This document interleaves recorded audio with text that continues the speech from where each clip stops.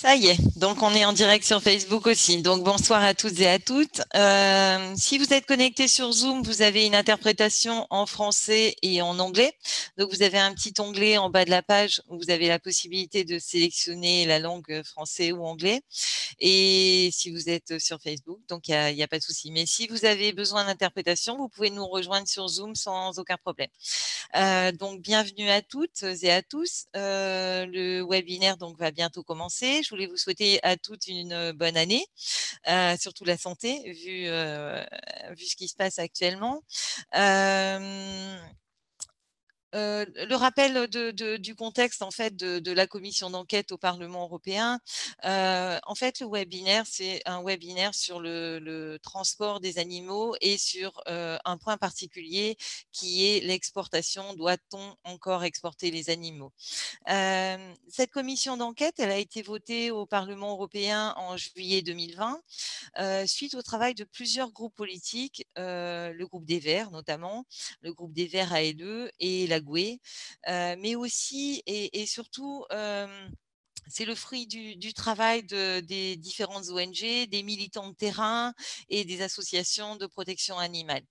J'ai la chance, moi, de siéger dans cette commission d'enquête et je suis la coordinatrice du groupe des Verts au Parlement au sein de cette commission. D'ici la fin de l'année, on va rendre un rapport qui sera voté au Parlement européen et qui fera des préconisations pour améliorer le sort des animaux pendant le transport. Alors c'est vrai que des rapports, il y en a beaucoup.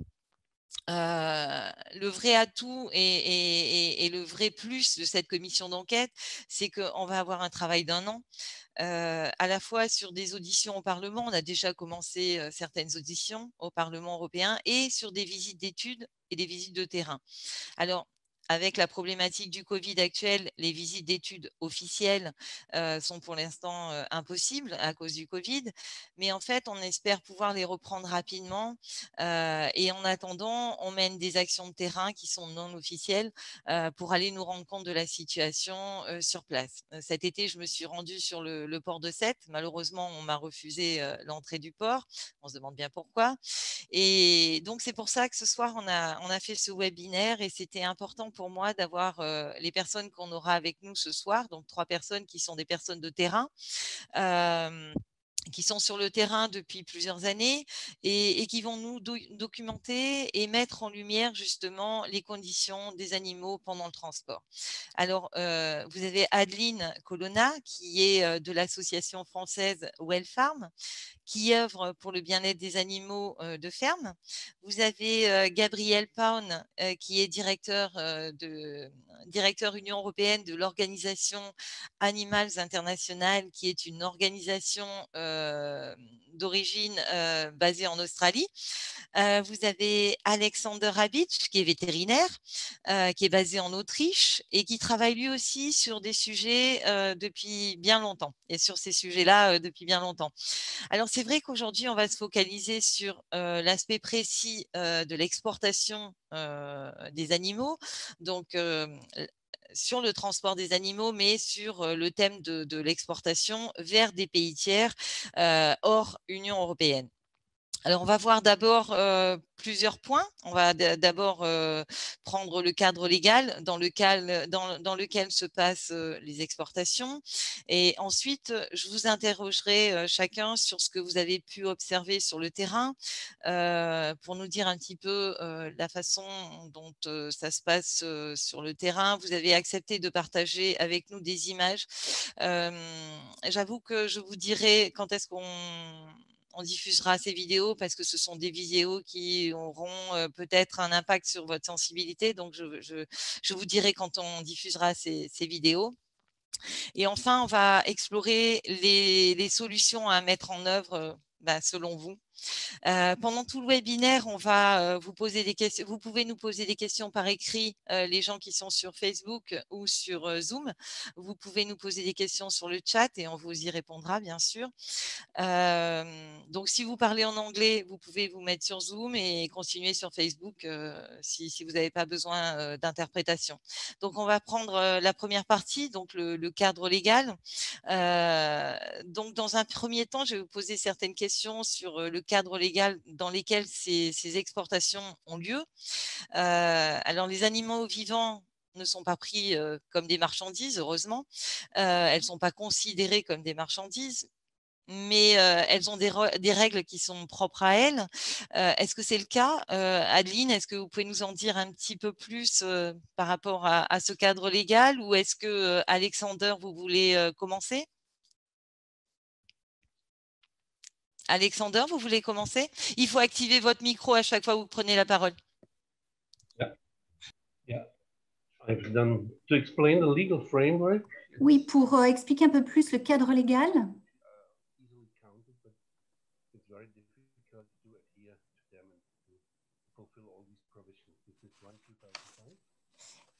Le son n'est pas très bon, donc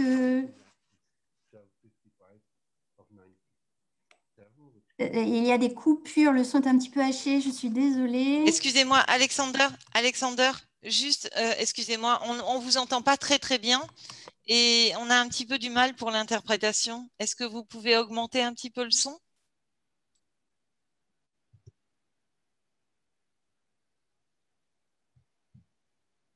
I can. Yeah, I'm not back home in my office, but I'm in a hotel. Oui. And the web connection is bad. Oui, j'ai des petits soucis de connexion. C'est peut-être pour ça. Ma connexion n'est pas très. Ça va être mieux. Je vais essayer de faire en sorte que ça aille mieux, mais je reviens. Je réessaye. Donc, je parle de la loi 1/2005, l'Union européenne, qui concerne les exports entre l'Union européenne et les pays qui sont en dehors de l'Union européenne.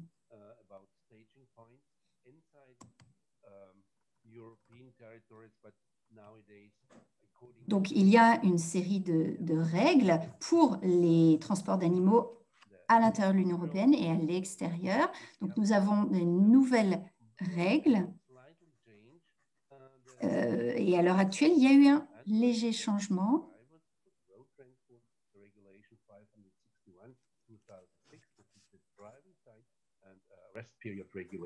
Nous parlons notamment d'une nouvelle régulation, la régulation 561.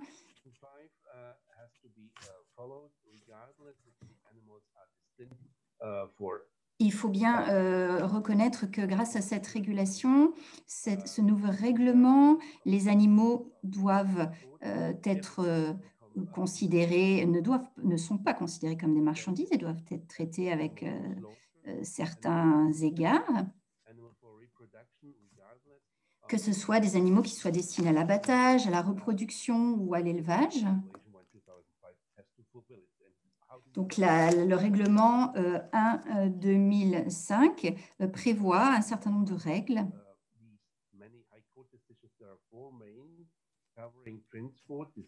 Il y a 4 points essentiels qui couvrent le transport, notamment la stipulation que le chargement et le déchargement des animaux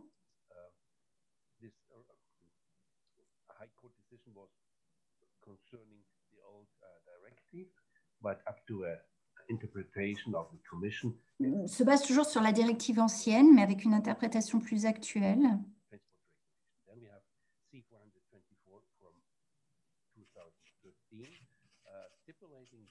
Donc, nous avons notamment une nouvelle stipulation qui concerne le transport des animaux, donc qui réglemente vraiment leur transport depuis qu'ils sont pris en charge jusqu'à ce qu'ils arrivent au pays d'arrivée.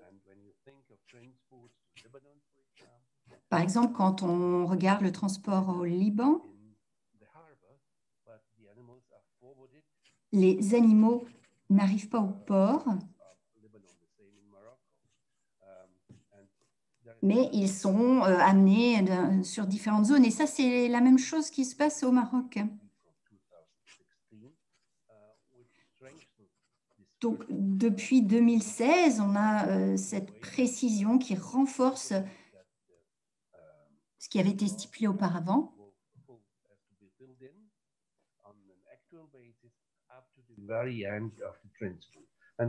Et il faut que les animaux soient pris en charge d'une certaine manière, tout au long du transport et une fois qu'ils arrivent dans le pays également.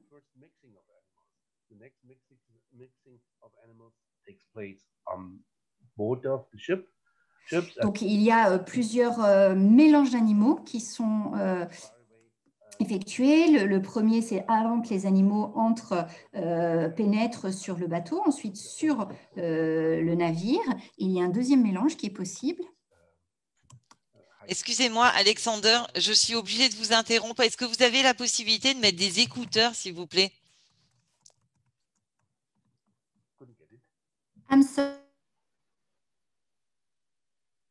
No, I have no headphones here. Non, je n'ai pas d'écouteurs, je suis désolée. Bon, d'accord, ok. D'accord. Et bon, on va continuer comme ça. Et après, je vais passer la parole à Gabriel et à Adeline aussi pour répondre aussi, parce qu'on a vraiment un problème sans les écouteurs.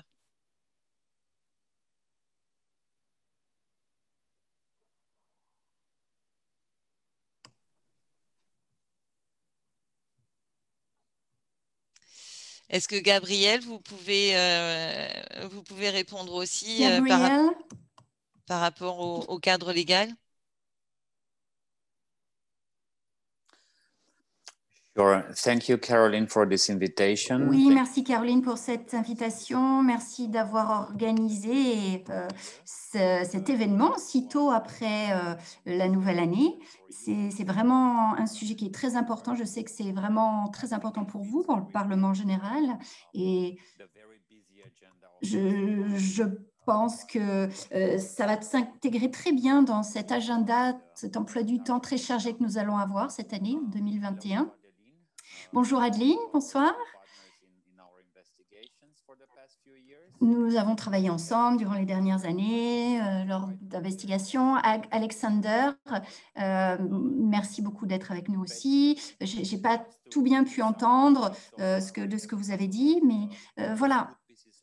Pour l'instant, nous avons des textes législatifs plutôt intéressants qui concernent le transport, d'autres les destinations, les animaux à destination de pays tiers. Et bien sûr, la régulation 1/2005 reste la plus importante, mais il ne faut pas oublier les autres. Elle n'a pas encore été très bien prise en considération. C'est celle qui concerne l'abattage. Et par rapport à des décisions récentes, celle d'Allemagne notamment, qui est devenue importante l'année dernière, spécifiquement quand il y a eu une décision d'un des lenders en Allemagne de refuser de produire des certificats d'exportation au Maroc pour la raison que le pays n'était pas en mesure de respecter la directive sur le transport. Donc, c'est arrivé un petit peu tard, pour être honnête, parce que personnellement, moi, j'attendais cela un peu plus tôt, quand il y a une réglementation notamment, c'est très important, pour les exportations vers les pays tiers, en Afrique du Nord notamment. Il faut savoir que ces pays ne sont pas tous capables de respecter cette réglementation.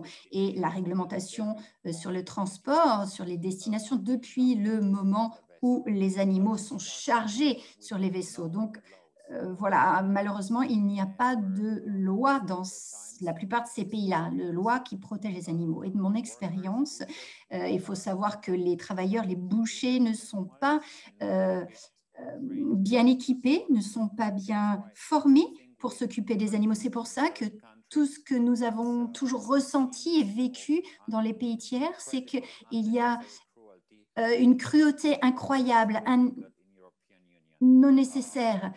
Et ça, il ne faut plus que ça soit possible dans l'Union européenne. Je ne sais pas si on va en parler plus tard. Est-ce qu'on va peut-être aborder certains cas spécifiques plus tard? Je ne sais pas, mais en tout cas, pour l'instant, Quand on parle de transport maritime, il y a certaines choses qui se passent. Moi, je peux en parler quand me suis rendue sur certains ports, sur certains navires. J'ai observé des choses. Et j'aimerais notamment commencer par parler des vaisseaux, des flottes en général. Quand on parle de transport maritime, on parle de la flotte la plus ancienne, la plus vétuste du monde. Il n'y a pas une autre flotte comparable si ancienne dans le monde. Donc, ce qui veut bien dire qu'il y a des risques très importants. Et ces flottes-là, ces vaisseaux-là ne sont pas conçus pour transporter quoi que ce soit. Et bien sûr, ne sont pas conçus pour transporter des animaux. Donc, nous avons des vaisseaux qui sont extrêmement vétustes. Et il a été très intéressant pour moi de voir et de me rendre compte durant mes explorations en 2020 notamment que l'Union européenne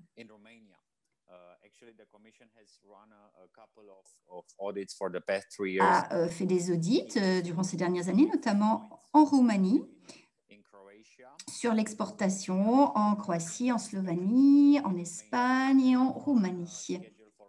Et il y en a une qui était prévue en 2020, mais à cause des restrictions du Covid, elle va être reportée en 2021. Donc, par exemple, en Roumanie, la France et l'Espagne sont les pays qui exportent le plus dans l'Union européenne. Elles exportent plus de 50%, même plus des 3/4 en fait du cheptel, du bétail, voilà, sont exportés par ces 3 pays.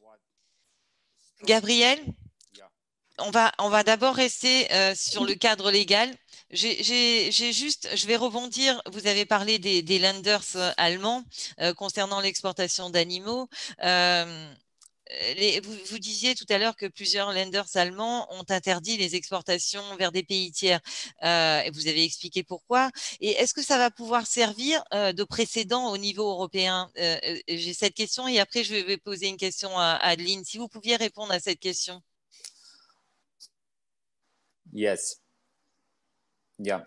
Yes, I believe this Oui, je crois que cela crée vraiment un précédent historique au sein de l'Union européenne. C'est la volonté propre des régions allemandes, des Länder. Et il y a de plus en plus de régions en Allemagne qui prennent de telles mesures. À l'heure actuelle, nous avons 9 des 16 régions d'Allemagne qui ont décidé d'arrêter l'envoi, l'export d'animaux vers les pays tiers pour des raisons de bien-être animal.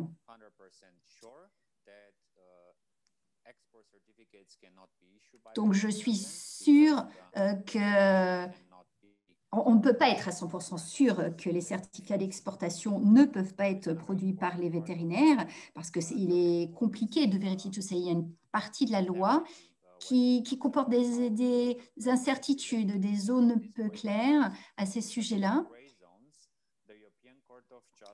Et pour cela, la Cour européenne de justice a dû prendre une décision sur un cas de transport routier en Allemagne pour lequel la régulation s'appliquait. Donc, depuis, chaque État qui souhaite exporter des animaux vivants est responsable du bien-être des animaux, pas uniquement sur le territoire de son État, mais jusqu'à la destination de l'animal, qui peut être le Pakistan, une destination telle qu'un pays où il y a une guerre civile comme la Libye, la Jordanie, le Koweït, le Liban, etc. Donc, nous sommes responsables du bien-être des animaux jusqu'à leur destination d'arrivée. Et malheureusement, en grande partie, cela n'est pas respecté. Personne ne respecte cela. En Allemagne, donc, il y a eu cette décision historique. Le fait que la Commission européenne ne punisse pas, c'était vraiment un frein. Donc là, il y a une implication plus grande. C'est un très bon signe. La Commission va prendre des décisions plus fortes et avant que cela ne soit fait, bien, les États peuvent faire ce qu'ils veulent et personne ne les punira. Donc, il faut vraiment que cela change. Adeline, merci Gabrielle. Adeline, par rapport à ce cadre légal donc pour l'exportation d'animaux vers des pays tiers, est-ce que justement ce cadre légal prévoit des règles différentes selon la raison de l'exportation? Est-ce que les règles sont les mêmes si l'animal est destiné donc à l'abattoir, à l'élevage, à la reproduction, ou est-ce que par exemple, pareil pour les animaux domestiques, est-ce que ce cadre légal il est pareil pour justement ces différentes destinations? Alors en fait, le cadre légal, donc le règlement CE 2005 qui réglemente le transport des animaux vivants, est valable uniquement pour les animaux d'élevage. Il ne concerne pas du tout les animaux domestiques autres que tous les autres types d'animaux. Il est le même pour la France et pour tous les États membres. La problématique, c'est que bon, il a certaines zones de flou, il a le mérite d'exister. Il a des gros problèmes d'interprétation d'un pays à l'autre, c'est-à-dire que dans la Roumanie ou la France peuvent interpréter les textes un petit peu comme ils veulent. On a nous-mêmes du mal, qui commençons à bien connaître le règlement, à savoir exactement ce qui est répréhensible ou pas. Par exemple, quand on travaille avec des gendarmes, pour leur expliquer ce qui peut être répréhensible, enfin, ce qui peut être tombé sous le coup d'une amende ou pas. Nous-mêmes, on a du mal des fois à comprendre ce règlement. Mais bon, déjà, il a le mérite d'exister. Et avec la jurisprudence de 2015, c'est vraiment le point le plus important. C'est vraiment une révolution, c'est de dire que la France, tous les États membres sont responsables des animaux, quels qu'ils soient et quelle que soit leur destination et le but pour lequel ils sont exportés. On est responsable d'eux jusqu'à destination, c'est-à-dire jusque dans les pays tiers, ce qui n'est absolument pas le cas en fait dans la réalité. Dans la réalité, j'aurais tendance à dire que la France est une mauvaise élève dans ce cadre-là, parce qu'on a tendance à totalement se déresponsabiliser et considérer que dès l'instant où les animaux ont quitté le port de Sète, c'est plus notre responsabilité. Notamment, je voudrais revenir rapidement sur les propos de notre ministre de l'Agriculture qui très récemment a répondu aux députés. Les députés sont beaucoup mobilisés sur la question du règlement, enfin sur la question du transport maritime des animaux, en posant une trentaine de questions écrites cet été. Le ministre a répondu, bon bien sûr, il n'a apporté aucune réponse concrète. On lui a demandé, les députés lui ont demandé concrètement combien d'animaux mouraient à bord pendant le transport, combien d'animaux, dans quel état les animaux arrivaient au Maroc, en Algérie, etc. On n'a strictement eu aucune réponse, aucune statistique. Et le problème, c'est que pour le justifier, cette absence de précision, je vais vous lire la phrase en fait qui est assez troublante du ministre, qui dit que la compétence juridique de la France en matière de contrôle s'arrête au moment où les animaux embarquent sur les navires, qui sont une extension du territoire des pays, des pavillons sous lesquels ils sont enregistrés. Donc, en clair, ça veut dire que la France n'a juridiquement pas les moyens de contrôler quoi que ce soit qui puisse arriver aux animaux dès l'instant où ils montent à bord des bateaux, donc dès l'instant où ils quittent le port de Sète. Donc, c'est quand même embêtant parce que ça veut dire, sans clairement écrit noir sur blanc, qu'on ne peut pas respecter la décision de la Cour européenne de justice qui prévoit qu'on contrôle ce qui se passe jusqu'à l'arrivée. Dans les faits, on sait très bien qu'effectivement, la France n'a absolument pas la capacité de contrôler ni ce qui se passe à bord des bateaux, ni de ce qui se passe à destination. Donc, en fait, rien que cette sorte d'aveu du ministère devrait justifier la suspension, l'interdiction de l'exportation vers des pays tiers.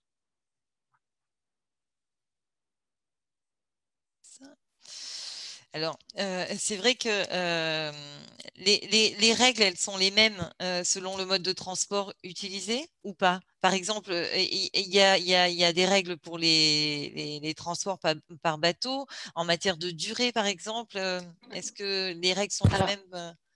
En fait, il y a un cadre global qui définit pour tous les types de transport, en fait, ce que vous avez le droit de faire, ce que vous n'avez pas le droit de faire. Il y a des exigences différentes pour les différentes espèces. Par exemple, en termes de durée, vous ne pouvez pas transporter des veaux de la même durée que vous pouvez transporter des porcs ou des vaches, etc. Voilà, donc ça, c'est vraiment une spécificité. Après, ce qu'il faut savoir, c'est qu'à l'intérieur du règlement européen global sur les transports, il n'y a que 2 articles qui concernent le transport maritime. Donc, c'est vraiment très peu et c'est très vague. D'où le problème, en fait, c'est que ça concerne en particulier les agréments des bateaux, la façon dont les agréments sont donnés, et l'inspection des bateaux avant le chargement des animaux. Mais même ça, même ces 2 petits articles du règlement, on voit qu'ils sont, dans les faits, on voit qu'ils sont absolument pas respectés. Même ne serait-ce qu'au port de Sète, qui n'est probablement pas le plus mauvais élève de toute l'Union européenne, puisque depuis 1 an, il communique sur son label bien-être animal. Nous, déjà, au port de Sète, on a pu constater, moi, ça fait 2 ans que j'y vais, à chaque fois, on a constaté des infractions au règlement européen. Donc, et que ça soit, c'est surtout en termes de température, de non-respect des températures. On n'est pas censé transporter des animaux au-delà de 30 degrés. À 7, quand on y allait avec Gabriel en 2019, les camions affluent sur les quais entre 13h et 18h. Ils arrivent tous en même temps. Résultat, les camions se trouvent coincés là, les animaux sont coincés dedans, il fait 35 degrés. Enfin bref. Pareil, la réglementation impose une façon de manipuler les animaux avant de les charger. Là, on a assisté, même ne serait-ce que l'été dernier, à des violences, à l'utilisation d'aiguillons électriques sur la tête des génisses, par exemple, ce qui est totalement interdit. Donc, même alors que le règlement sur le transport a vraiment des exigences minimes, même ces points-là, dans la réalité, ne sont pas respectés. Vous parliez de Sète tout à l'heure par rapport au label bien-être. Le label bien-être, c'est par rapport au fait qu'ils ont un hangar pour faire en sorte que les animaux puissent boire, se reposer. Mais en fait, dans les faits, on voit bien que les animaux, ils sont débarqués directement du camion et ils vont directement dans le bateau. Et cet hangar, il a été fait, mais dans les faits, il n'est pas utilisé. En fait, c'est très bien que ce hangar existe. Nous, ce qu'on a vu avec Gabriel, on a pu le filmer quand on est venu avec envoyé spécial. En fait, la réalité, c'est que 2 bateaux étaient chargés, étaient acquis en même temps. Donc, une partie des animaux passait effectivement dans le hangar. Et puis l'autre partie, elle est partie directement, elle a été chargée directement dans le bateau. Donc, l'inspection vétérinaire, au moment du passage des animaux du camion au bateau, elle se fait quand même très vite. Et puisqu'on est resté là juste au lendemain, on a pu constater que les animaux ont passé la nuit à bord et que le lendemain, les chargements ont recommencé. Donc, voilà, le hangar, il est bien, il existe. Bon, voilà, c'est… Oui, et puis j'avoue que j'ai conversé avec un transporteur, un négociant qui me disait que le hangar était là, mais que pour des questions de coût, il n'était pas utilisé parce que ça avait un coût de C'est mettre un les coût pour animaux. l'exportateur, il faut payer, oui. Ouais. Oui, mais bon, à un moment donné, si on a un label bien-être, je pense C'est qu'il ça. faut On utiliser sait pas. Alors, dans ce label bien-être, il y a 278 points, je crois, qui ont été examinés. Bon, nous, de ce qu'on en a vu, moi, de ce que j'en vois depuis 2 ans, Gabriel y était déjà il y a 3 ans. À chaque fois, on a vu des infractions.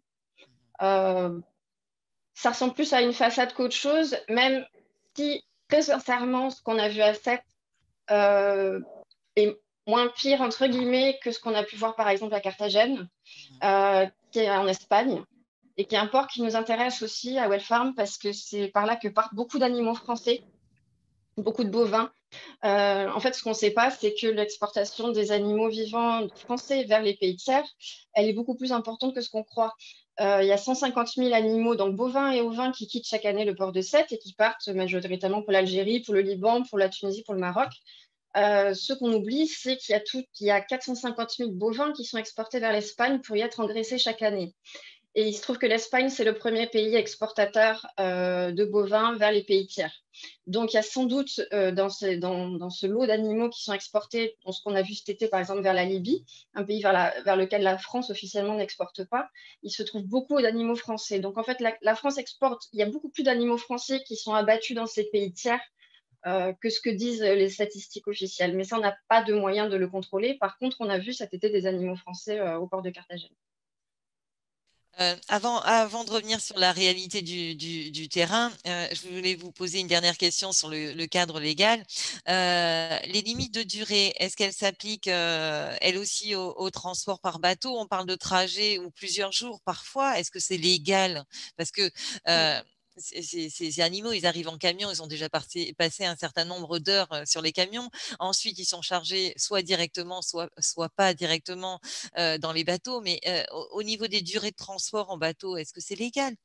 Alors, ce qui est stupéfiant dans le règlement, c'est que c'est tout à fait légal parce qu'en fait, le temps de transport par bateau est considéré comme du temps de repos.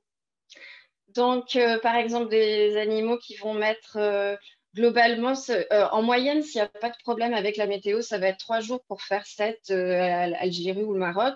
Ça va être 7 jours pour aller au Liban, mais ça peut aussi être 15 jours en fonction de la météo, en fonction de problèmes techniques ou quoi que ce soit. Le règlement considère que c'est du repos, en fait. Et c'est aussi ce qu'on va vous dire au port de Sète. On va vous dire que tout est très bien ventilé, que les enclos sont très bien entretenus et que c'est comme un enclos. Voilà.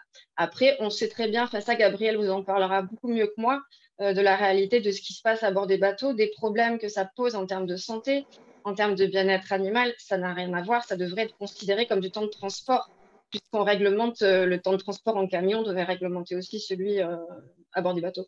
Oui, je suis assez d'accord parce que entre les roulis bateaux, parce que je pense que les animaux ont le stress en bateau et ça n'a absolument Ouais. pas un rapport avec du temps de repos. Je suis absolument pas d'accord avec ça, hein. Est-ce Il y a que le... les... Oui, dites-moi. Non, bah oui, ça, Gabriel vous l'expliquera. Il y a énormément de stress. Il y a le problème de la ventilation. Il y a le problème du mouvement. Les animaux mettent beaucoup de temps à se calmer une fois ils ont été chargés.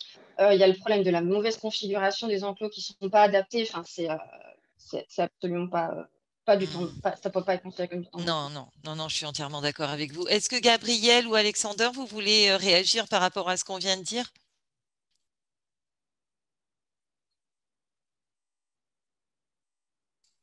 Alexander, vous êtes avec nous?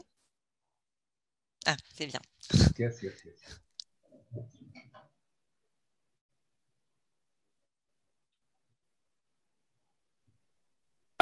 I would invite Alexander first as a veterinarian. J'aimerais d'abord demander à Alexander de prendre la parole en tant que vétérinaire. Donc, en ce qui concerne le transport, je viens de penser à une idée. Les vaches, les bovins sont des ruminants. Même lorsqu'ils ont un temps de repos,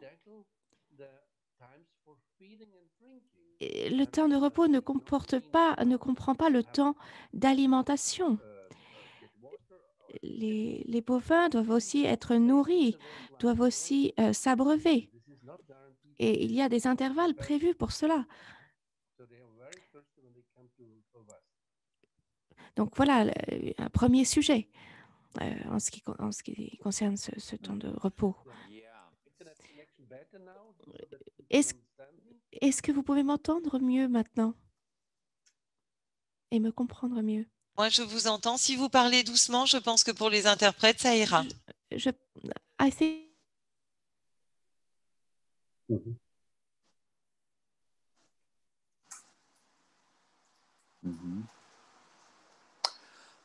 Should I, I would like to say that this is a big... J'aimerais dire aussi qu'il y a une sorte de vide dans cette réglementation. Il y a une lacune. Si on se transporte par avion, quel que soit le moyen de transport, que ce soit le fait qu'on marche, que l'on prenne la voiture, que l'on prenne un avion, un bateau, le transport, c'est un temps de voyage. On ne peut pas considérer cela comme un temps de repos. Je ne comprends pas pourquoi c'est considéré comme un temps de repos. Il y a aussi, nous avons des vidéos de ces animaux pendant le transport, pendant l'été. Dans l'hémisphère nord, les animaux qui sont transportés vers le golfe Persique. Et ces vidéos parlent d'elles-mêmes. À partir du moment où le navire part, il faut aussi se dire qu'il n'y a pas de navire 5 étoiles. Ce n'est pas un bateau de croisière qui part dans une île paradisiaque. Il n'y a pas d'air conditionné. la ventilation est très faible et la ventilation fait des bruits, fait beaucoup de bruit également. Donc en fait, l'air est irrespirable et la température atteint des pics. Donc il n'y a pas de régulation de la température. C'est très difficile à supporter. Il y a la température est au moins de 5 degrés supérieure dans le bateau que la température extérieure. Donc, c'est une température très difficile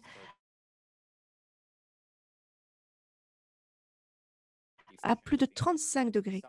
Et quand vous transportez les animaux vers le golfe Persique, le Qatar, l'Arabie saoudite, etc., donc ce sont des pays où il y a des températures parfois qui avoisinent les 45 ou même les 50 degrés l'été. Et il y a des milliers d'animaux qui ne peuvent pas supporter ça, qui s'évanouissent parce qu'ils ne peuvent pas supporter ça. Vous avez une combinaison de circonstances entre une humidité très forte et ces températures extrêmes. Et finalement, à cause de la densité n'a pas d'importance ici. Les animaux vont mourir de ces conditions-là. Vous avez une limite et votre pays ne peut pas supporter d'aller au-delà de cette limite en termes de stress, stress lié à ces températures. Donc, il faut prendre cela en considération. Le transport par voie maritime n'est pas du tout un temps de repos et j'aimerais inviter la Commission européenne à venir voir ce qui se passe sur les navires de transport, à venir observer ces conditions. Imaginons un voyage depuis la France ou depuis la Roumanie vers la Jordanie. C'est à peu près une semaine de transport. Donc, entre l'Europe, ça peut être même 3 semaines. Hein. De l'Europe jusqu'au golfe Persique, c'est 3 semaines de transport. C'est pareil que de l'Australie jusqu'au golfe Persique. Donc, c'est énorme, 21 jours. Et les animaux doivent supporter des températures extrêmes. Et c'est encore pire. Les températures et les conditions sont encore pires pour les voyages depuis l'Europe jusqu'en Jordanie. C'est encore pire que dans l'hémisphère sud en été. Gabriel, merci justement de nous avoir dit ça. Et vous avez parlé de vidéos, justement. Là, on a posé le cadre légal. On voit déjà que sur la partie des failles qui existent, malheureusement, je voudrais qu'on passe maintenant à ce que vous avez observé sur le terrain. Cette législation, elle entraîne des souffrances, bien sûr, pour les animaux, puisque, d'après ce que vous avez dit, c'est inconcevable. J'ai une première question à Gabriel. Vous avez donc mené les enquêtes sur l'exportation d'animaux vers les pays tiers. Est-ce que vous pourriez nous dire un petit peu ce qu'il en est vraiment? Est-ce que vous voulez qu'on montre d'abord une première vidéo? En sachant que je vais quand même dire aux personnes qui sont connectées qu'on va projeter des vidéos qui vont heurter certainement la sensibilité de chacun. Donc, je préfère le dire auparavant. Donc, dites-moi si vous voulez qu'on diffuse une première vidéo déjà et que vous commentiez cette vidéo, bien sûr. Vous nous dites quelle vidéo et puis on passera à la vidéo sans aucun problème. I suggest I describe a little bit first some of the points which we are going to look at, and then et ensuite on visionnera une vidéo.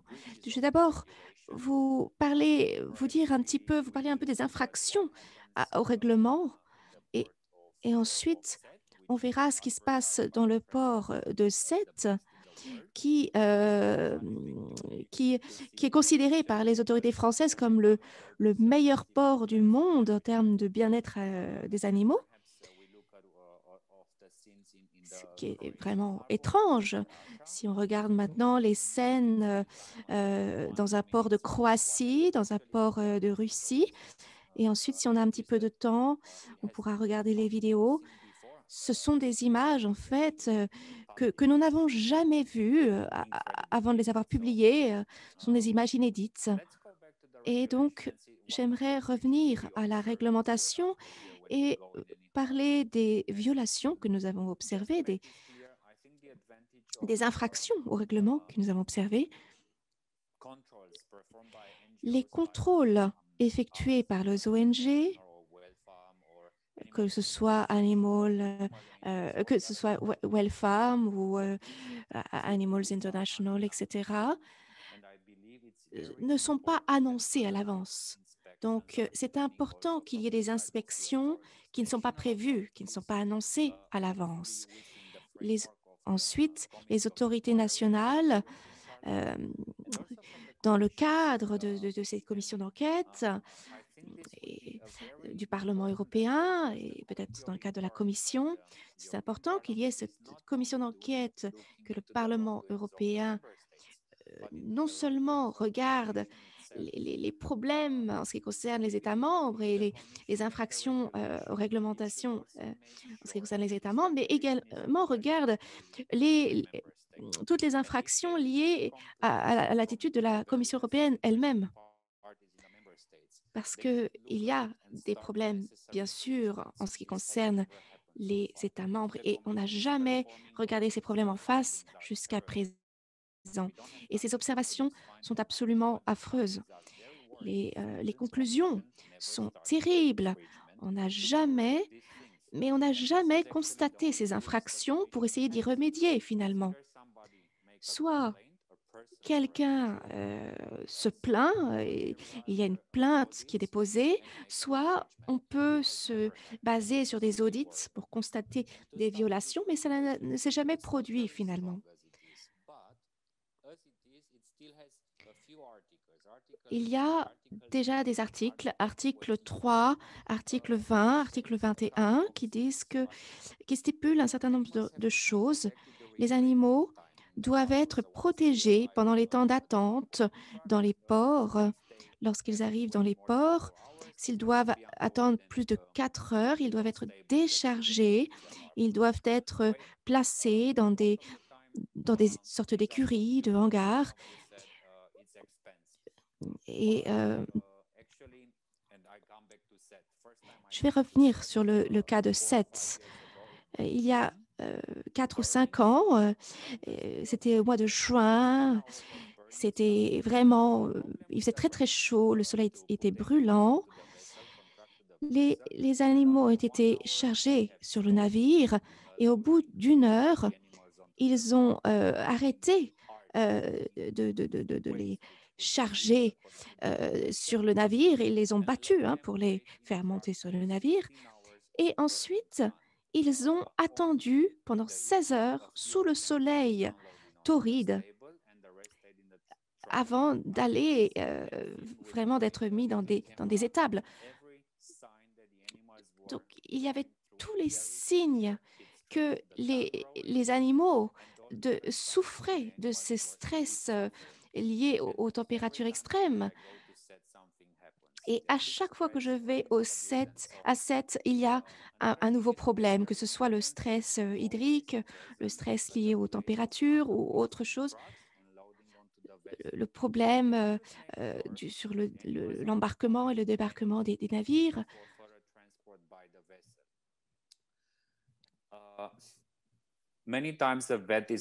De nombreuses fois, les vétérinaires ne sont pas présents ou ne contrôlent pas chaque animal. Ils sont absents et ils ne vérifient pas la façon dont les animaux sont chargés, enfin sont embarqués sur les bateaux. Et une fois que les animaux sont embarqués sur les bateaux, sont installés sur les bateaux, et que le bateau est sous pavillon étranger, il n'y a pas de contrôle vétérinaire. Je n'ai jamais vu de contrôle vétérinaire pour vérifier que les animaux sont en bonne santé et qu'il n'y a pas un problème avec un animal.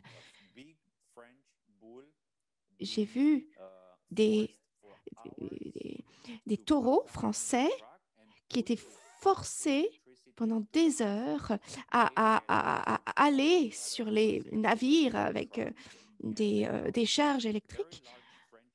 Donc, un gros taureau français qui devait finalement marcher au-dessus d'un animal blessé pour embarquer sur le bateau et qu'on forçait à faire cela pour aller vers l'abattoir. Mais avant ça, le conducteur du camion avait décidé d'aller au restaurant, de se faire plaisir et de laisser les animaux patienter dans une chaleur terrible. Tout a été documenté. Je ne vais pas revenir sur les infractions au règlement que j'ai observées. Il y en a de multiples. J'en ai vu tout le temps. Mais ça, c'était vraiment incroyable. Je venais juste d'arriver. C'était pas l'été dernier, c'était l'été d'avant. Nous étions un peu curieux. Nous étions en Russie. Nous voulions savoir si le pays s'était amélioré par rapport aux recommandations et c'était terrifiant. Le bien-être animal est tellement malmené dans les... Excusez-moi, c'est pas la Russie, c'est la Croatie. Tellement malmené dans les ports croates, ils ne peuvent pas résoudre les problèmes car ils sont incapables de détecter les problèmes. Donc, ils ne peuvent pas dire qu'il y a des infractions.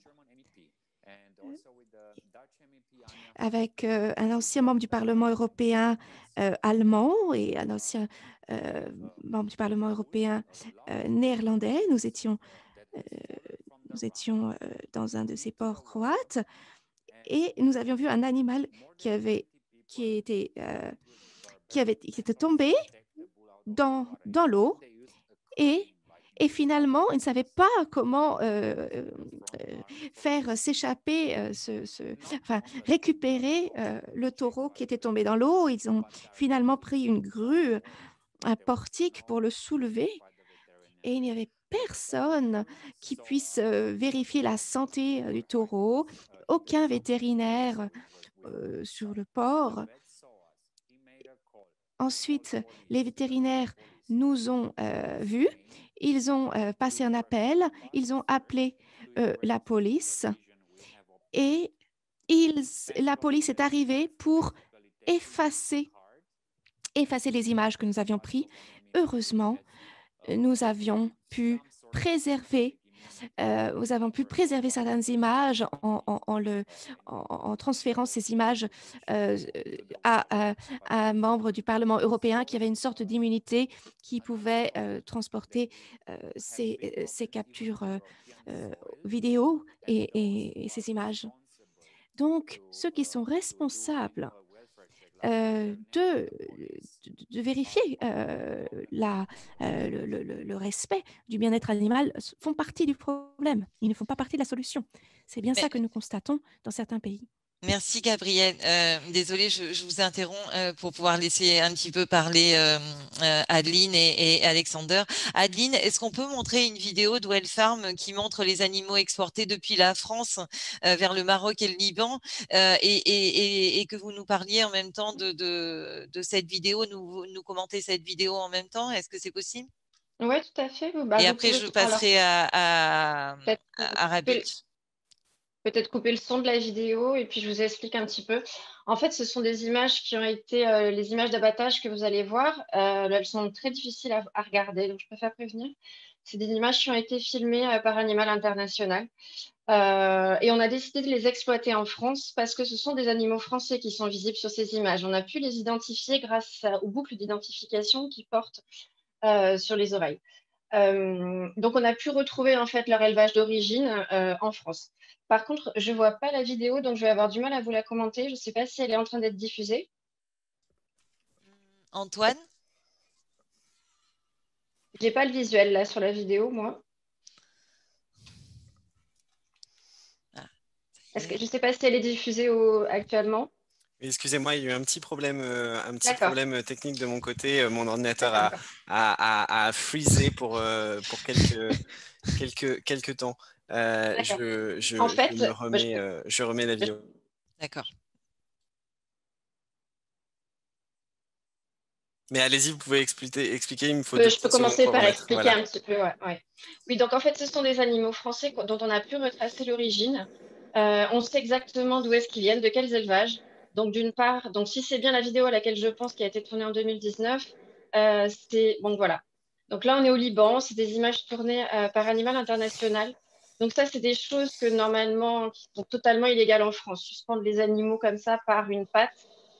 Déjà, c'est extrêmement douloureux, c'est interdit. Là, vous voyez qu'il y a un homme qui est en train de l'agripper par les orbites pour l'immobiliser.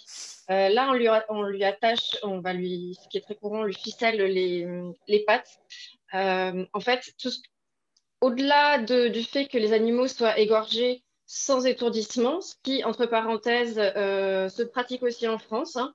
Il y a toute la question avant la mort, en fait, la façon dont les animaux ne sont pas contenus, en fait.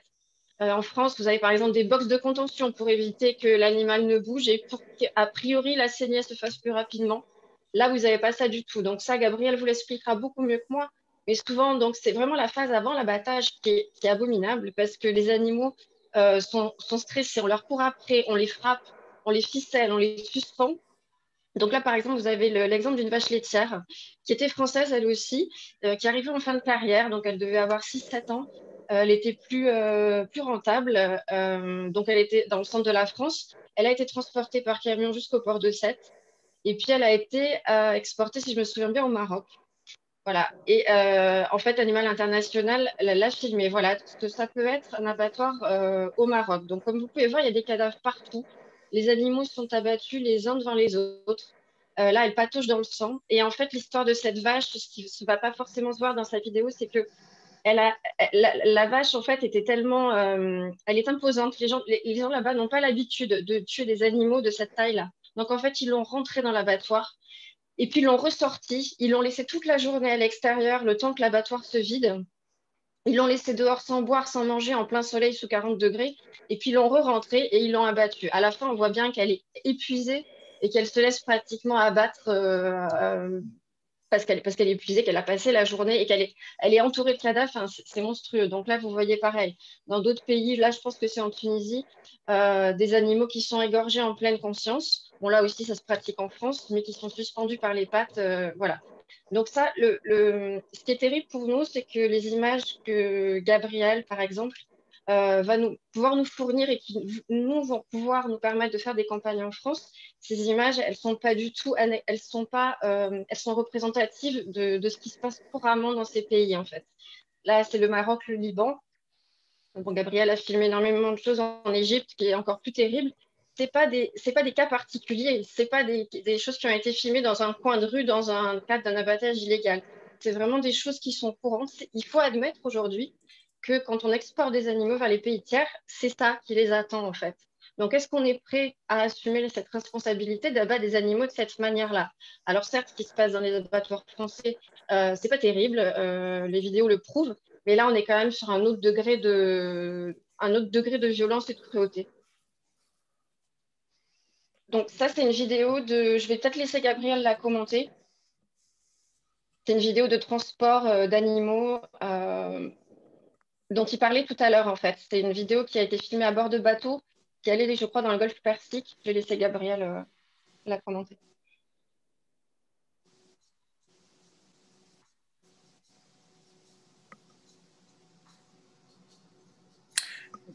Yeah, these are incredible images that came to Il y a ces light. images horribles. Voilà ce qui se passe à bord de ces navires.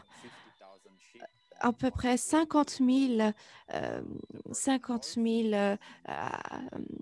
donc moutons qui sont exportés vers le golfe Persique. Les températures étaient extrêmes, une humidité également extrême, Donc, c'est un voyage très long et voilà, ce n'est pas du tout un voyage confortable ou ce n'est pas du repos.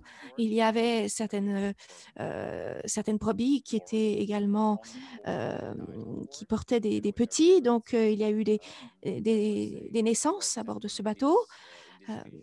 Vous voyez, 2000 moutons sont morts pendant ce trajet, ce voyage. Voilà le type de pratique des animaux, des brebis qui parfois sont enceintes, portent des bébés et des naissances à bord. Pas de vétérinaire à bord de bateaux quand il y a des trajets vers ces pays et les vétérinaires ne peuvent pas aller porter assistance aux animaux qui en ont besoin. Si vous avez un vétérinaire pour 50 000 animaux, c'est totalement insuffisant. Donc voilà ce qui s'est passé pour ces animaux-là. Nous avons vu également un grand nombre d'animaux qui baignent dans leurs excréments. J'ai vu la même chose avec des taureaux irlandais.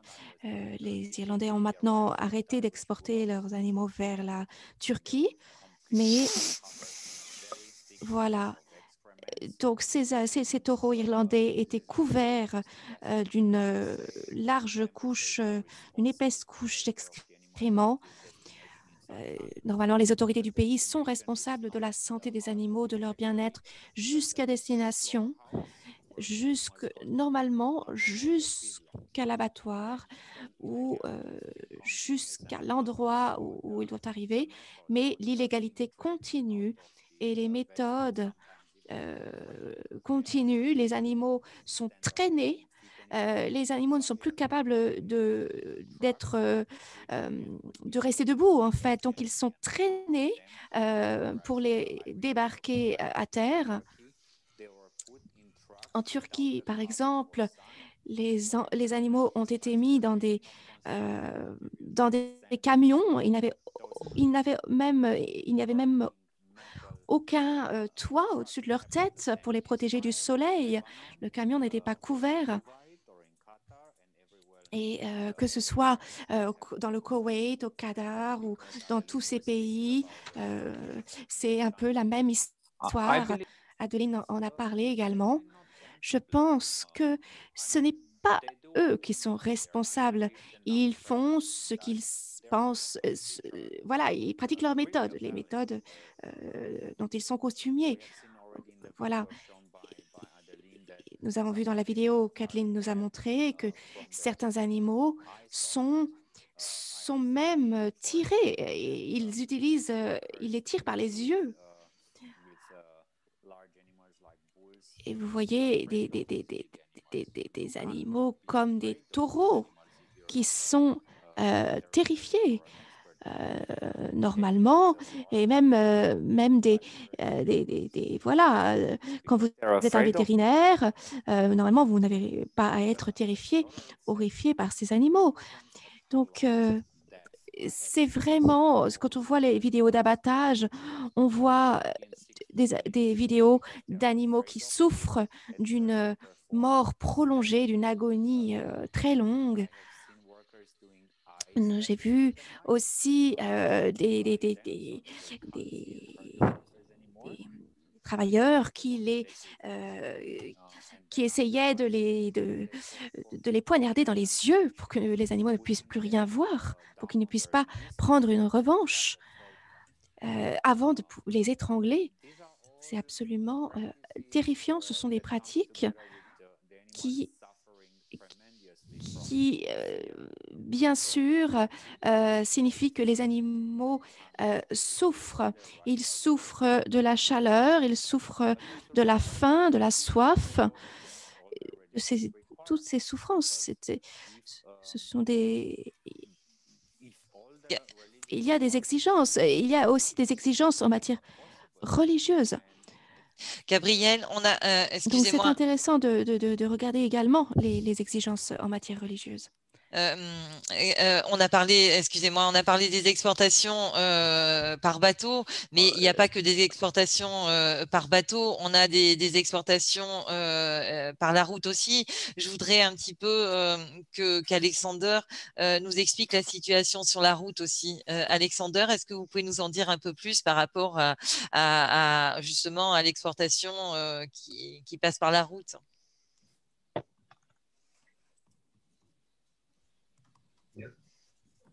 Yes, we have exports with road and the road.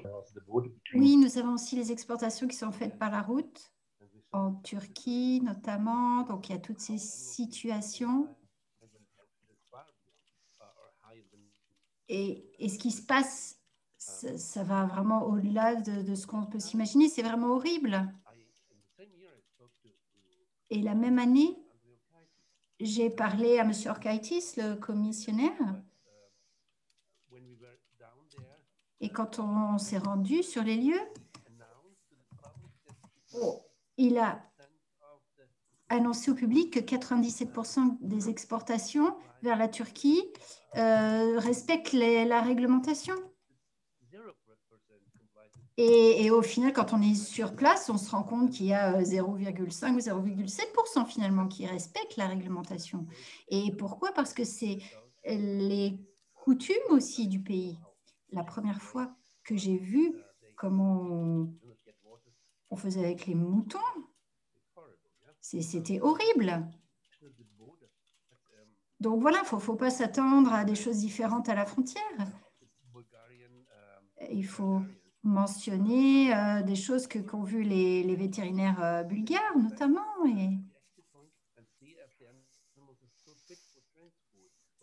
Donc, les animaux sont transportés dans des conditions déplorables.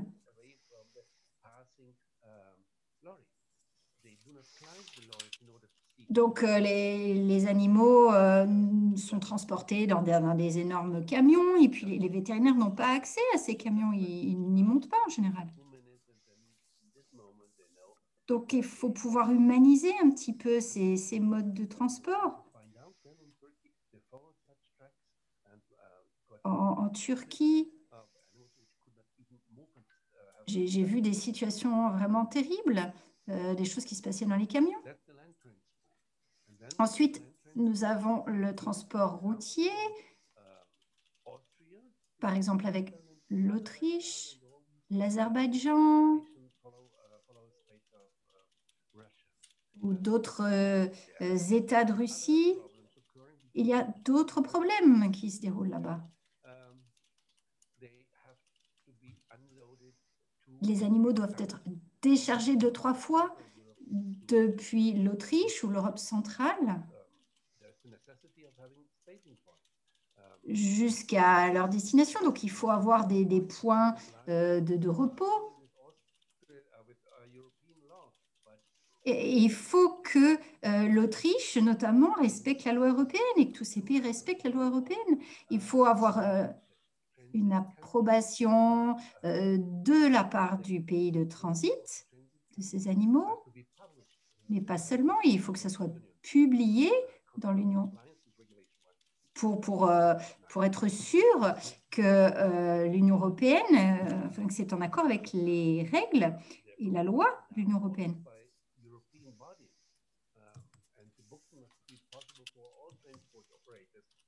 Il faut que tous les opérateurs de transport respectent cela. Et ce qu'on sait de l'Autriche, c'est qu'en Autriche, il y a des districts qui respectent différentes règles. Donc, ce n'est pas au niveau général que ça se passe. Il y a des cas de figure spécifiques. Pour l'Autriche, c'est suffisant d'avoir des photos des entrepôts, des lieux, et ça suffit. Donc, la loi n'est pas vraiment respectée. Et le problème, c'est les contrôles rétrospectifs qui sont insuffisants. Par exemple, pour les pays d'Europe centrale, l'Azerbaïdjan, il y a 4 étapes à suivre pour le transport d'animaux. Donc, notamment là-bas, ils se sont organisés, ils ont convaincu des vétérinaires.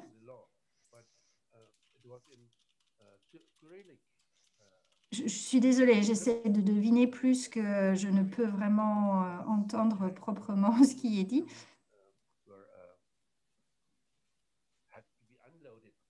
Donc, il y a des étapes qui concernent la prise en charge des animaux jusqu'à leur déchargement. Et ça prend plusieurs heures, jusqu'à 4 heures pour comprendre réellement ce qui se passe. Alexander, désolé, je vous interromps. Vous avez parlé du déchargement. On le voyait tout à l'heure sur les vidéos. En plus du transport, il y a aussi ce qui attend les animaux à l'arrivée. Est-ce qu'on peut aujourd'hui continuer encore à exporter des animaux de pays qui ne respectent pas les normes de base en matière de bien-être animal? Et justement, quelle est la situation à l'arrivée?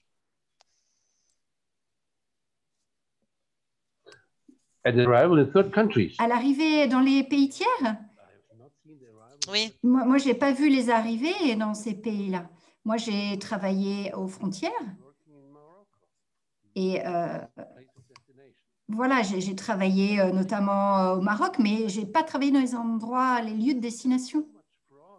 Et il y a tellement de fraude, en tout cas, dans ce système, ce commerce de transport en Asie centrale, qui concerne les bureaux des vétérinaires, etc. Et donc, c'est à tous les niveaux. Est-ce que Adeline ou Gabriel, vous voulez rajouter quelque chose par rapport à la situation sur le terrain et un petit peu à l'arrivée justement des animaux?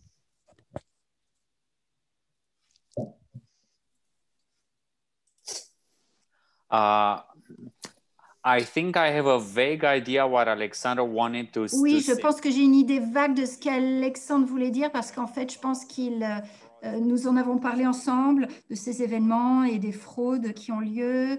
Donc, Alexander a mentionné que ces documents, finalement, sont écrits dans la mauvaise langue, personne ne peut les comprendre. Et en même temps, peut-être que on peut parler de la plus grande des fraudes, c'est la vitesse des camions qui roulent trop vite pour essayer de frauder, vous voyez, par rapport à la réglementation en vigueur.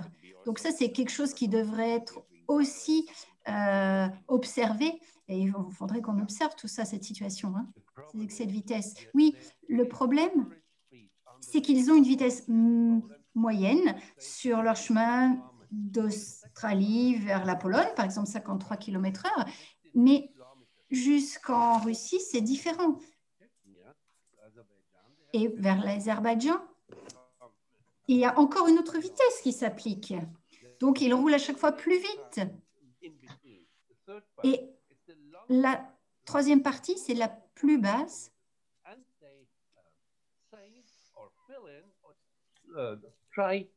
Donc, ils vont essayer de dire ou de prouver qu'ils ont voyagé à telle vitesse parce qu'il faut qu'ils fassent leur trajet en moins de temps d'heure, vous voyez. Donc, ils essayent de voyager très vite. Et ça semble impossible à penser. Mais ils arrivent à convaincre les officiers des districts qu'ils respectent la réglementation, alors que ce n'est pas le cas. Oui, ils essayent de détourner les règlements. Oui, ça c'est vraiment très important, je pense, quand on parle de la fraude des transports. Une grande partie des routes sont de très mauvaise qualité, donc il y a de très mauvaises conditions routières et vous ne pouvez jamais avoir une vitesse moyenne qui respecte les réglementations en vigueur.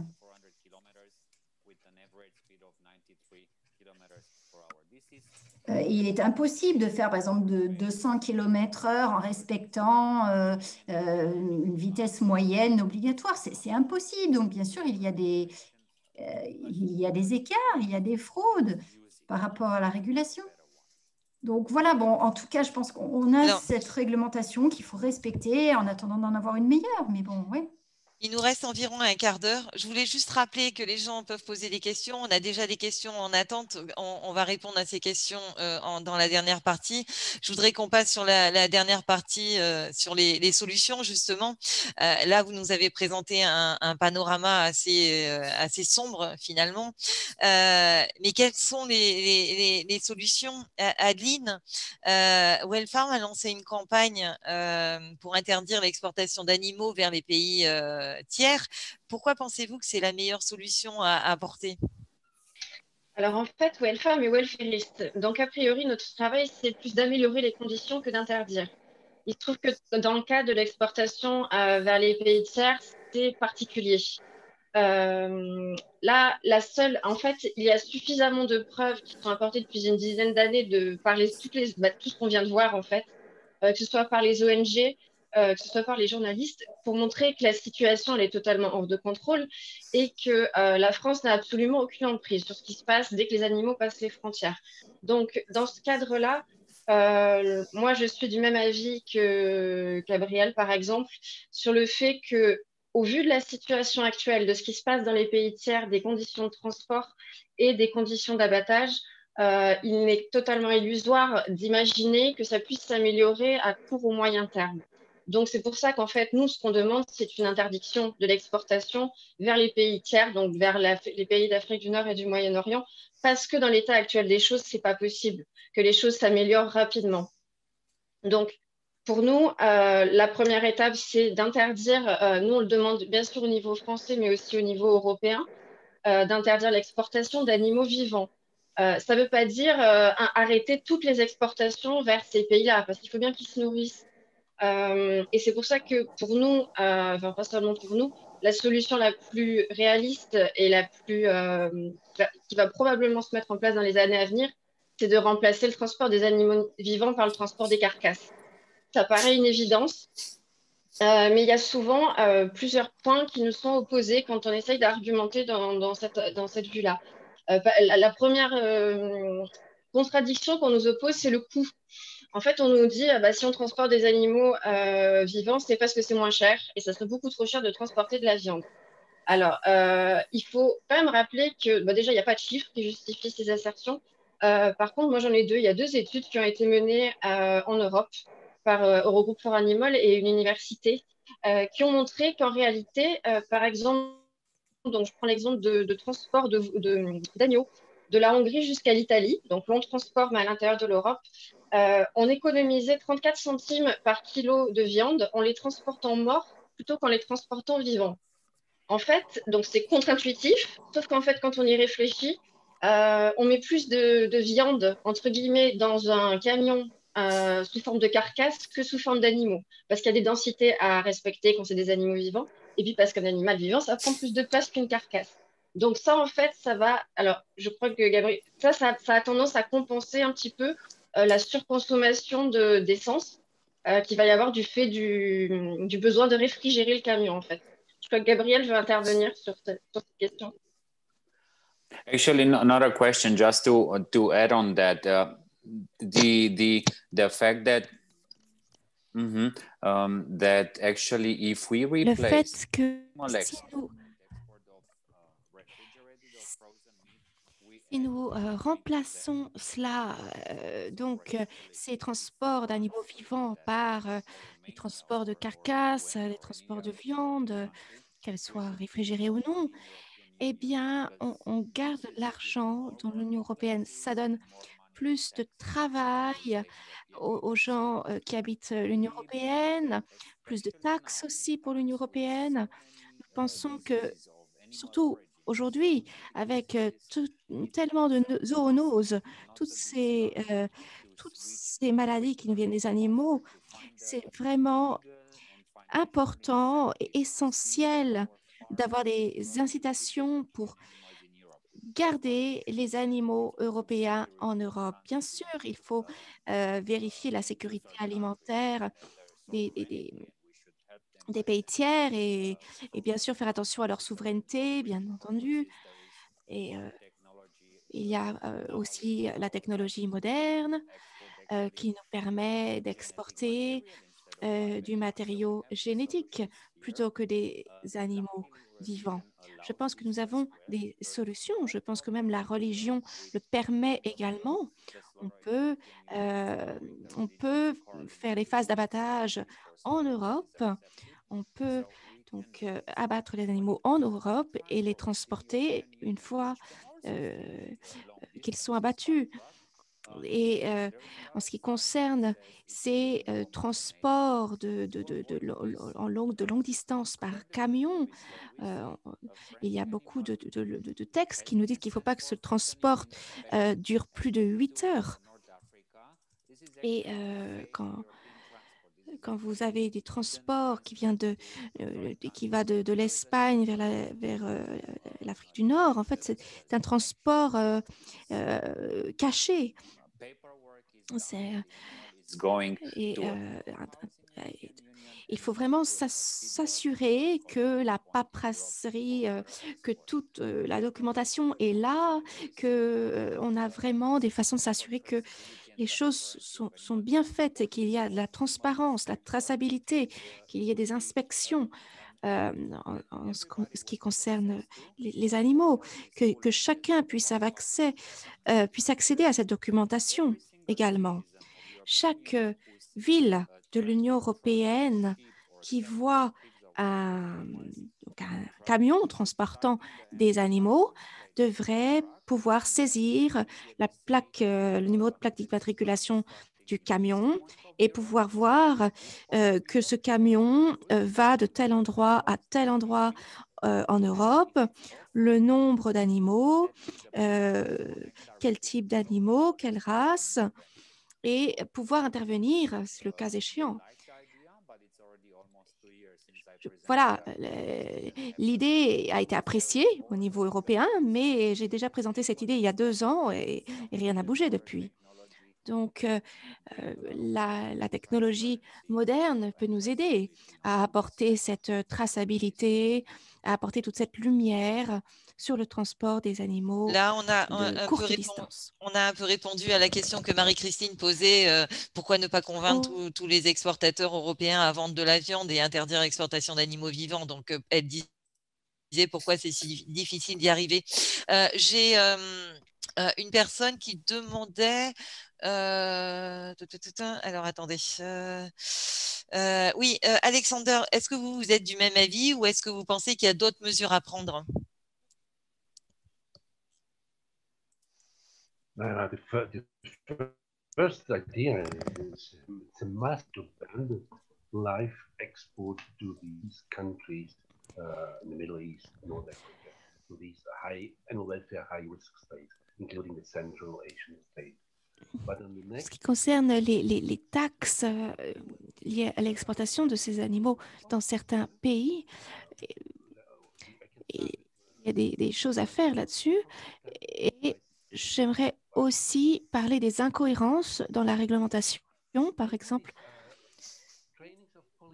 je forme des policiers et nous allons nous allons à l'extérieur de l'Union européenne. En fait, nous ne respectons pas ces réglementations dans l'Union européenne.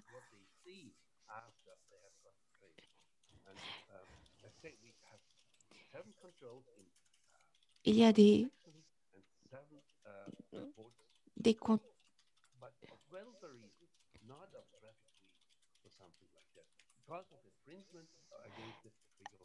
il y a malheureusement beaucoup de violations des réglementations, beaucoup d'incohérences dans les réglementations.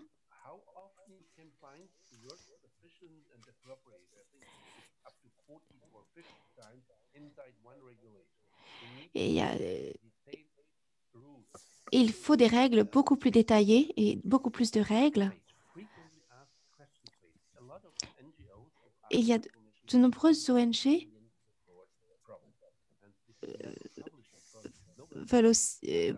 parlent aussi veulent faire des recommandations, mais leurs opinions ne sont jamais publiées.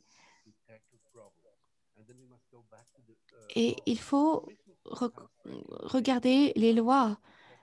La Commission émet des lignes directives, des conseils, des recommandations, mais ces lignes directrices ne sont pas respectées. Elles ne sont même pas contraignantes, juridiquement contraignantes.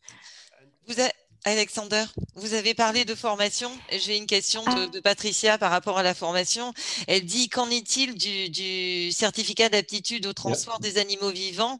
Y a-t-il vraiment des vérifications par rapport à ces certificats d'aptitude?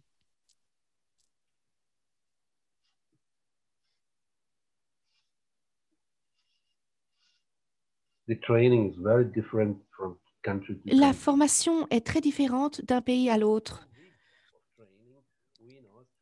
En Autriche, par exemple, nous avons 12 heures de formation, alors que dans d'autres pays, il y a une semaine entière. Dans certains pays, c'est seulement 8 heures. Et dans certains pays, c'est juste une formation de 4 heures, avec juste une dizaine de slides et aucun suivi derrière. Il faut une interprétation unique de tout cela. La commission de Berne, donc ça c'était il y a 15 ans, a dit que la densité de chargement devrait être changée, modifiée pour que les animaux aient plus d'espace. Les chevaux, par exemple, qui étaient abattus en Sicile, donc l'espace qu'ils devaient avoir, on disait qu'ils devaient pouvoir se tenir sur leurs pattes.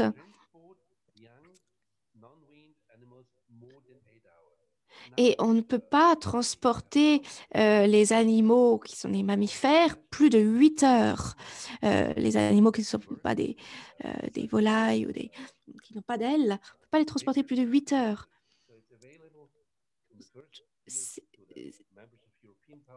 C'est en anglais, donc tout ça, c'est un texte en anglais, c'est un texte qui est disponible pour les membres du Parlement. Et hier, le 4 janvier, une section a lancé un décret qui est tellement strict pour exiger le respect de toutes ces directives. Mais en fait, si toutes étaient respectées, il n'y aurait plus d'exportation d'animaux vivants. Si vous respectez toutes ces mesures, vous n'exportez plus les animaux vivants vers d'autres pays. Donc, nous avons besoin de plus de formation, une meilleure formation, bien sûr, qui tienne compte du bien-être animal, plus de cours aussi donnés sur ces questions. Il n'y a pas assez de personnes qui sont formées à ces questions-là. Il y a des livres qui ont été publiés sur la façon de faire respecter ces préconisations, ces directives. Le FPO a publié des ouvrages. Alexander, il nous reste 4 minutes. Je voudrais poser une question à Gabriel. Je suis désolée. L'interdiction d'exportation, ça ne va pas régler tout, ça ne va pas forcément tout régler. Par exemple, ça ne couvrirait pas les transports vers les îles européennes comme Chypre, Malte ou l'Irlande, ou encore les territoires d'outre-mer. il n'est pas dit qu'on n'est pas une majorité par rapport à ça. Est-ce qu'on doit s'attaquer aussi au transport par la mer en général? Par exemple, tout à l'heure, on parlait des transports par bateau, pour que le temps de transport par bateau soit considéré comme un temps de transport et non pas comme un temps de pause. Est-ce qu'on doit s'attaquer au transport par la mer en général, d'après vous, Gabriel?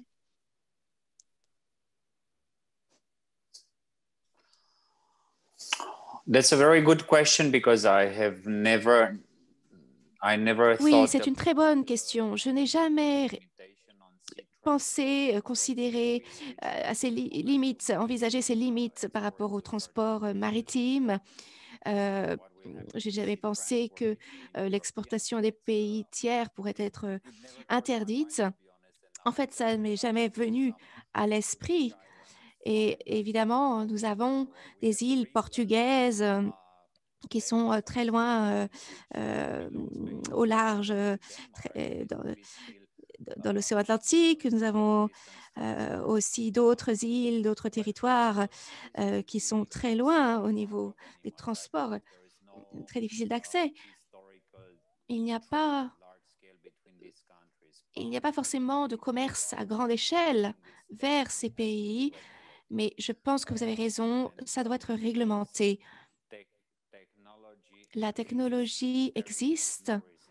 Il n'y a pas de raison il n'y a pas de raison de transporter des animaux vivants dans ces pays-là. C'est tellement plus facile et moins coûteux d'exporter la viande, par exemple réfrigérée, vers ces pays.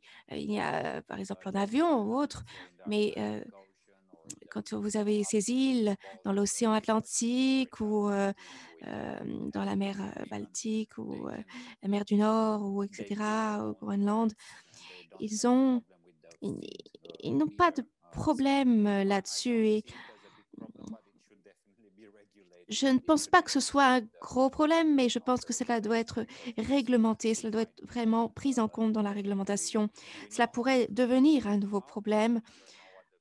Nous ne savons jamais ce que l'avenir réserve dans ce domaine. Donc oui, c'est un bon point et je pense qu'il faut absolument le réglementer. Il est 20 heures et malheureusement, on va devoir. On aurait pu parler encore bien longtemps parce qu'il y a tellement de choses à dire par rapport aux exportations et au transport en général. Donc, je pense qu'on pourra encore débattre. Malheureusement, il est 8 heures et on va devoir conclure. Moi, je voulais vous remercier, Adeline, Gabriel et Alexander, et à toutes les personnes qui ont été connectées. Il y a des questions qui n'ont pas été malheureusement reprises.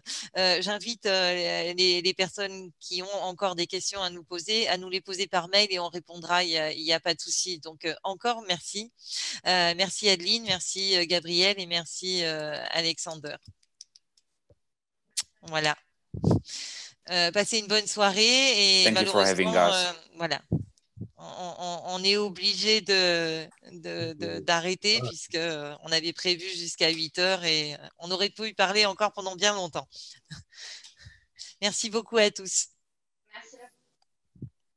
Merci Alexander.